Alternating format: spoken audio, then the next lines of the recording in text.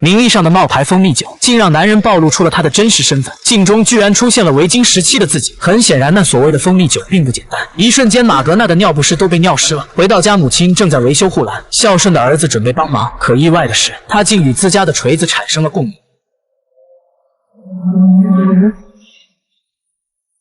于是上网查询酒的来历，更是惊出了他的一身冷汗。而用牛角包装的蜂蜜酒，是上古时期神族和巨人族开战前的壮行酒。但这一切又和自己有着什么样的关联呢？当他看到先知抚摸雷神的额头赐予力量，他才突然想到，之前神秘老人也同样抚摸过他的额头。随后他找到了开超市的那个老人，老人也没遮掩，直说马格纳的身体里隐藏着雷神的真身，而帮助他提前唤醒神力，是因为他的死对头巨人族正在破坏着地球的生态环境。与此同时，巨人族的威达也大致猜出了他的身份，正密谋着另一场意外伺机搬开这个绊脚石。很快学校就组织大家秋季上山露营，威达作为校长的丈夫，学生的家长自然也可以参加。可马格纳却发现了被人掏走心脏的血，不过他现在可没心思管这些，因为他想借此机会与校花表白。那曾想被校花一口回绝。其实校花一直暗恋威达的儿子福友，情绪低落的他被威达叫去帮助。交谈间，威达透露自己最喜欢吃动物的心脏。听后，马格纳后背发凉，刚才发现的驯鹿，那一定是威达弄死的。而驯鹿血液的味道，在被害好友的衣服上，他也闻到了。当初事件的顺序应该是威达上山生吃驯鹿心脏，被好友发现后才被威达灭了口。此时威达看到对方越来越娴熟的切肉手法，也问出了他自己的疑问。